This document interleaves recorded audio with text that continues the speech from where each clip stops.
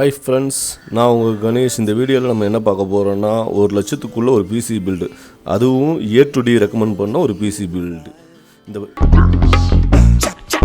இதுக்கு நம்ம எடுத்துக்கிட்ட ப்ராசஸர் தான் இன்டெல் 5 14500. 13500 விட கொஞ்சம் அட்வான்ஸாக இருக்கும். 2024 வந்தது. லேட்டஸ்ட்டாக வந்த ப்ராசஸர் கொஞ்சம் மட்டும் டிஃப்ரெண்ட் பண்ணிக்கலாம். விலையும் ஒரே விலை தான், ஒன்றும் பிரச்சனை இல்லை. ப்ராசஸரை மாட்டியாச்சு. இந்த போர்டை பற்றி நான் சொல்ல மறந்துட்டேன். Asus prime B760MA wifi model. இது அண்ணன் இப்போ கழட்டிட்டு இருக்க சாக்கெட் தான் M.2. இதில் தான் வந்து நம்ம பூட்டபிள் மெமரி போட போகிறோம். NVMeயோட 500 GB க்ரூசியல் அதுதான் போட போகிறோம். நம்ம பார்த்ததுலேயே ஒரு 10 கடை பார்த்துருக்கேன் இந்த கோயம்புத்தூர்லேயே. ஆனால் அவர் மட்டும்தான் கொஞ்சம் பெஸ்ட்டாக தெரிஞ்சார். எனக்கு நல்லாவே சர்வீஸும் நல்லா இருந்துச்சு. ரொம்ப ஃப்ரெண்ட்லியாக பழகினார். வேலையுமே பார்த்தீங்கன்னா ரொம்ப சாதாரணமாக செஞ்சார். அவருக்கு அனுபவம் இருக்கிறதுனால என்னவோ தெரியல, ஆனால் ஒரு 30 நிமிஷத்துக்குள்ளே ஒரு பிசி பில்டே முடிச்சு கொடுத்துட்டாரு. அது ரொம்ப கஷ்டப்படல, சிரமப்படல. ஈஸியாக எதை எப்போ பண்ணணும், நீட்டாக பண்ணணும், அதெல்லாம் கரெக்டாக பண்ணாரு. இந்த கேபிள் மேனேஜ்மெண்ட்டும்பாங்களே, அதெல்லாம் பாருங்கள் வீடியோவில் இருக்குது. ஆனால் ரொம்ப நீட்டாக தான் பண்ணுவாங்க. ரொம்ப சிம்பிளாக இருக்குது. இப்போ வரைக்கும் பார்த்தீங்கன்னா எனக்கு எந்த கம்ப்ளைண்ட்டும் கிடையாது. பிசி பில்டு பண்ணி இப்போ ஒரு 10-15 நாள் ஆச்சு. ப்ராசஸர் போட்டாச்சு, அடுத்து எஸ்எஸ்டியும் போட்டாச்சு. இப்போ நெக்ஸ்ட் என்னென்னா கூலர் வந்து ஸ்டாக் கூலர் தான் போட்டிருக்கோம். நான் எதுவும் தனியாக கூலர் வாங்கலை. ஏன்னா கூலர் மட்டுமே எனக்கு 3000 3500 வந்துச்சு. இந்த கூலரே வந்து மாட்டிருக்கு. இப்போதைக்கு வந்து பர்ஃபார்மன்ஸ் நமக்கு இதுவே போதும். நம்ம அதாவது வேணும்னா கூட மாற்றிக்கலாம் கூலர் மட்டும் தனியாக. ஏன்னா இப்போ இந்த பட்ஜெட்டில் என்னால் போக முடியல. ஆனால் A2D வந்து எனக்கு ரெக்கமெண்ட் பண்ணது வந்து ஒரு நல்ல கூலர். அதுவும் இல்லாமல் அண்ணன்ட்ட கேட்டேன், இந்த கூலரே போதும் இப்போதைக்கு, நீங்கள் பர்ஃபார்மன்ஸ் ஏதாவது வேணும்னா நீங்கள் கூலர் மாற்றிக்கோங்க, நான் ஃப்ரீயாக கூட மாற்றி கொடுத்துட்றேன், அந்த மாதிரி தான் சொன்னார். ஏன்னா இது இன்டெலோடே கொடுக்குற கூலர். அடுத்து நம்ம பார்க்க போகிறது ரேம் வந்து 16 ஜிபியில் 2 16 ஜிபி வெஞ்சன்ஸ் ரேம் போட்டிருக்கோம்.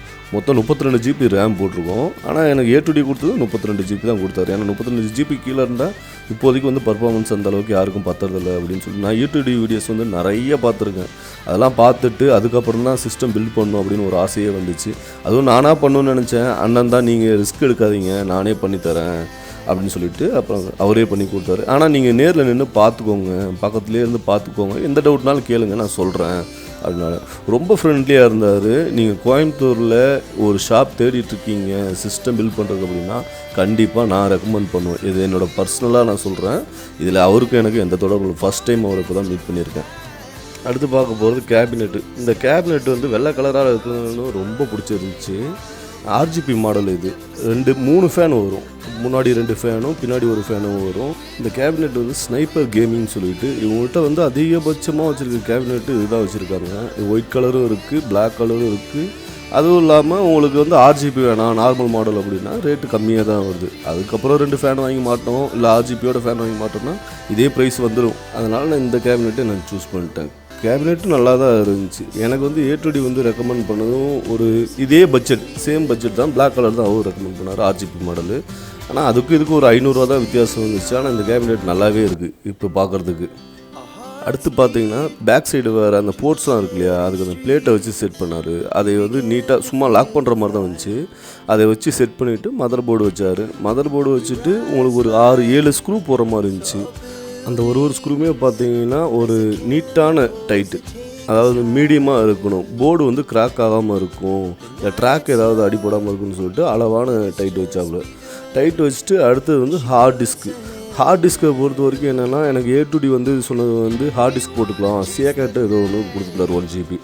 நானும் அதே சூஸ் பண்ணல. நான் SSD போயிட்டால் ப்ராப்ளம் இல்லை, ஹார்ட் டிஸ்கோட SSD பெஸ்ட்டு தான் அப்படின்னு சொல்லிட்டு அவர் ரெக்கமெண்ட் பண்ணார். ஷாப் வச்சுருந்தவரும் அதுவும் இல்லாமல் சூப்பராக வச்சு நீட்டாக வச்சு ஃபிக்ஸ் பண்ணுற மாதிரி தானே இருக்குது. நான் நினச்சேன் லூஸ் கனெக்ஷன் ஏதாவது ஆகும், உள்ளே இருந்தால் கேபினெட்டுக்குள்ளே இருக்குள்ளே ஷேக் ஆகும் இல்லையா அந்த டயத்தில் அப்படின்னு நினச்சேன். எல்லாம் ஃபிக்ஸ் பண்ணுற மாதிரி வந்துருச்சு இப்போல்லாம் பார்த்தீங்கன்னா.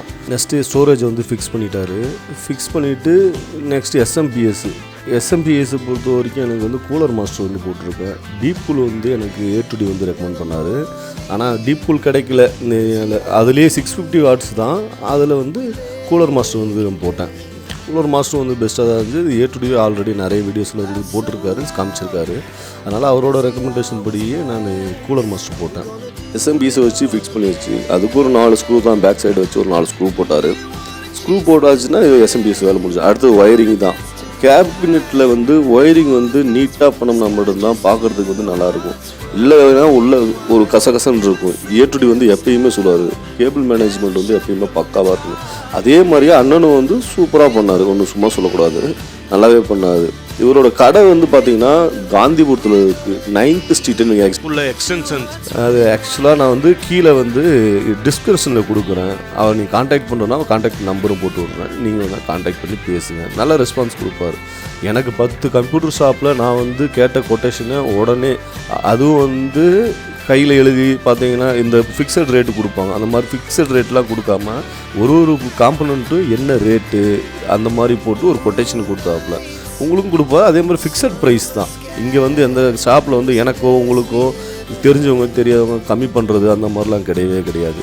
ஃபிக்ஸட் ரேட்டு நீங்கள் சொல்கிற ரேட்டே பார்த்தீங்கன்னா எல்லா கடையோட கம்பேரிசன் பண்ணிக்கலாம் ரொம்பவே கம்மியாக இருந்துச்சுன்னு சொல்லலாம்.